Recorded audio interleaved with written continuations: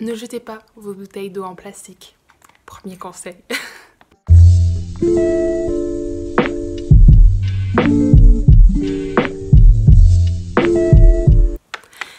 Salut tout le monde, aujourd'hui on se retrouve dans un environnement un peu différent. Je suis chez mes parents comme je vous l'avais dit et donc c'est vraiment une épreuve pour réussir à vous sortir des vidéos parce que j'habite en pleine campagne et la connexion à internet est vraiment merdique.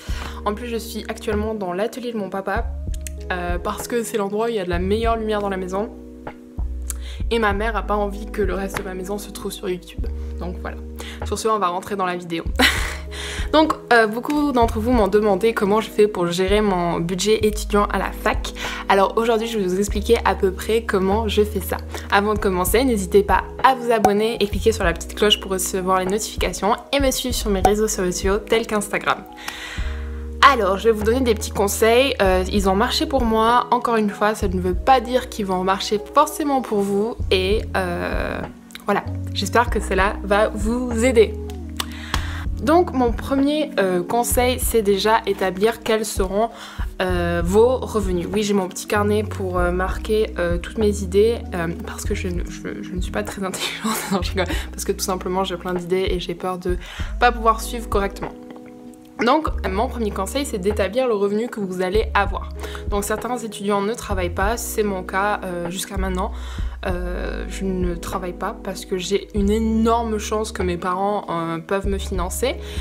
Donc déjà la première chose à savoir c'est est-ce que vous êtes éligible à la bourse. Donc pas énormément de gens sont éligibles. Personnellement, moi je suis échelon 0, donc j'ai un tout petit truc, je suis 0 bis je pense, mais j'ai eu la chance d'avoir une mention très bien au bac, du coup j'ai été éligible pour la bourse d'excellence, du coup ça fait 100 € en plus par mois, donc ça aide vraiment. J'ai eu de la chance que mes parents me payent le loyer, mais en plus de cela, il faut savoir si vous êtes éligible aux APL, si votre région ne propose pas des aides non plus, parce que cela peut être vraiment cool pour les étudiants. Donc une fois que vous avez établi ce revenu, que vous avez fait vos recherches sur les bourses qui existent dans votre région, vous pouvez passer à la seconde étape de mon plan budget, c'est-à-dire établir une organisation, un plan concernant comment vous allez dépenser cet argent que vous avez. Personnellement, j'aime bien travailler sur Excel ou bien sur un petit carnet, ça dépend. J'aime beaucoup la méthode du carnet parce que je peux noter tout ce que je dépense, mais c'est un peu dépressif parce que genre à la fin du mois, je suis en mode tu sors trop pour manger, Lydia.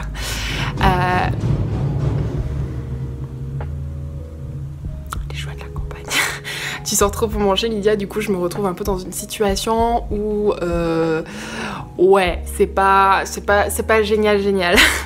Je fais un tableau avec plusieurs colonnes, je mets les mois, je mets l'argent que j'ai à dépenser en total, ensuite je fais des dépenses fixes. Donc mes dépenses fixes, moi c'est le logement, j'ai énormément de chance et je suis en logement Crous pour l'instant, je suis en cours de déménagement mais jusqu'à là j'étais en logement Crous, donc j'ai l'électricité et l'eau compris dans mon loyer. Donc si vous n'êtes pas au Crous, vous devez compter là-dedans l'électricité et l'eau.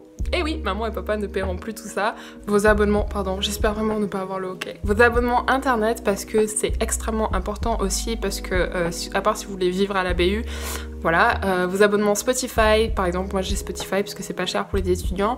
Tout ça, c'est des dépenses que vous aurez à faire tous les mois. Personnellement, moi, ce que je fais, c'est que je mets mon abonnement pour la salle, mon abonnement pour les transports, mon abonnement téléphone, la box. Je mets ça dans mes dépenses fixes, donc c'est de l'argent qui va partir, donc je suis sûre que je peux soustraire à mon budget.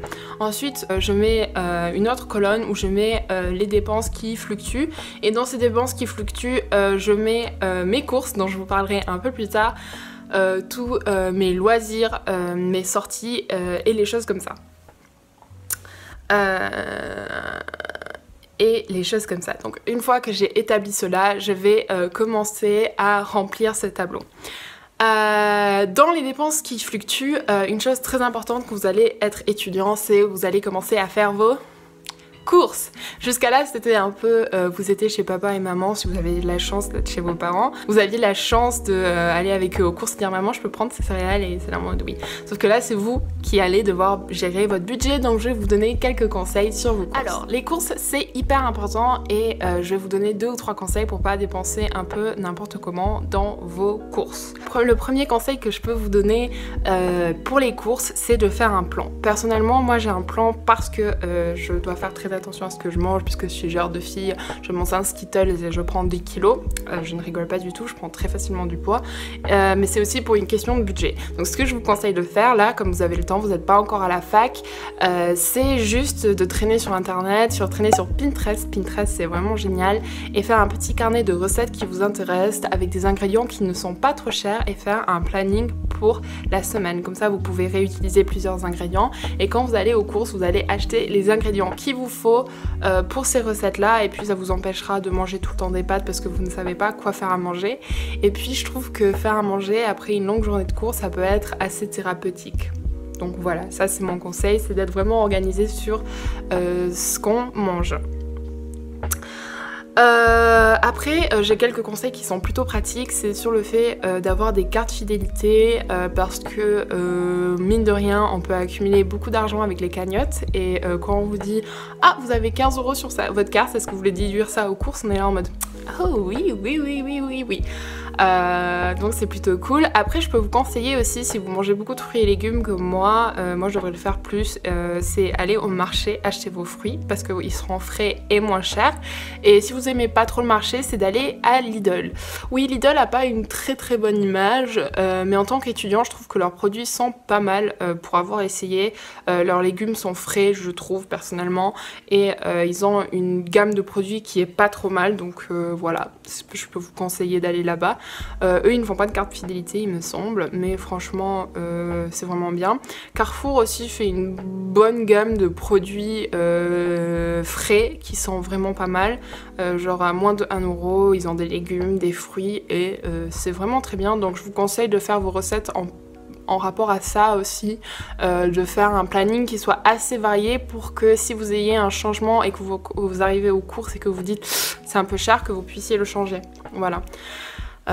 Voilà, donc c'est tout ce que je peux vous dire, c'est plutôt intéressant. Donc voilà, c'est tout ce que j'ai à vous dire pour les courses. Ah oui, et une dernière chose, ne faites pas vos courses le ventre vide. Plein de youtubeuses disent ça, moi c'est ma mère qui me l'a dit, qui me disait Lydia fais pas tes courses le ventre vide, parce que quand on a faim on va acheter vraiment tout et surtout des trucs pour qu'on puisse manger tout de suite et après enfin c'est débile parce que c'est des trucs qui coûtent hyper cher et que sont pas vraiment bons pour le corps comme les Pringles et les trucs comme ça. Donc voilà, c'est tout ce que je peux vous dire pour les courses. Je pense que quand je reprendrai la fac, je vous montrerai un peu comment je fais les courses, mon programme de ce que je mange, mais n'oubliez pas que moi je suis plutôt axée sur la perte de poids, donc voilà. Je vais me servir de... Donc en transition, parce que là je vais vous parler de tout ce qui est recyclé, de tout ce qui est vos achats, je vais vous donner une application qui est vraiment géniale, que j'utilise assez souvent et que j'ai l'intention d'utiliser plus souvent. C'est l'application Too Good To Go. En fait c'est une application qui vous permet d'être en contact avec des commerçants comme des boulangers, des petits carrefours, des restaurants qui à la fin de la journée mettent leurs invendus à un prix qui est plutôt cool pour nous étudiants, et en fait ça empêche le gaspillage et en même temps ça empêche le gaspillage de votre argent très précieux. Donc je vous invite à y jeter un coup d'œil. Bien sûr ça ne marche que dans les grandes villes, mais franchement je vous conseille vivement de télécharger l'application, elle est gratuite et ça vous aidera à sauver de l'argent. Donc mon autre conseil qui est très important, c'est faites attention à ce que vous dépensez. Personnellement, quand je suis arrivée à la fac, je l'ai fait de moi-même parce que j'ai un peu une petite conscience écologique et je pense que tout le monde devrait en avoir une. Donc moi c'était pas vraiment par budget, mais après parce que enfin, mes parents me donnaient de l'argent, maintenant c'est devenu vraiment plus par budget. C'est l'histoire d'acheter seconde main. Personnellement j'ai toujours adoré tout ce qui était vintage dans les vêtements, donc j'ai très vite commencé à utiliser l'appli Vinted qui est vraiment pas mal. et à faire des friperies, même si maintenant c'est devenu plus quelque chose de mode que de budget. Il y a certaines friperies qui sont vraiment pas chères, qui vous permettent vraiment de vous habiller super bien et à un bon prix, et tout en faisant la chasse pour la planète. Je n'arrive pas à parler. Et quand ça revient par exemple à meubler votre appartement ou que vous devez acheter un petit objet, n'hésitez pas avant d'aller acheter neuf à regarder sur le bon coin, à regarder sur Marketplace, à vraiment faire un tour de ce que les gens ont qui marche et qui va vous vendre à la moitié du prix, et en plus vous ferez un geste pour notre petite planète qui est en train de souffrir. Donc ça c'est ce que je vous conseille de faire. Ensuite, je peux aussi vous conseiller de privilégier les transports en commun parce qu'ils sont pas trop chers en France, je trouve, et des applis également comme Blablacar. Ça vous permet de rencontrer des gens et en plus de ne pas dépenser une fortune et de mettre un peu d'argent de côté. Ensuite, ce que je vais vous dire, c'est des bons plans pour se faire de l'argent. Alors quand on est étudiant, c'est assez dur de se faire de l'argent. Personnellement, moi je sais que je ne peux pas avoir un boulot en plus de mes études parce que sinon j'arriverais pas à gérer les deux, parce que j'ai une passion qui est l'écriture, j'ai YouTube maintenant, et donc j'ai plusieurs conseils pour gagner de l'argent sans forcément avoir un CDI, un CDD. Donc, mon premier conseil, c'est la garde d'enfants. Donc vous pouvez vous inscrire dans des agences telles que Kinougarde, Familisphère. Je vous mettrai les liens dans la description.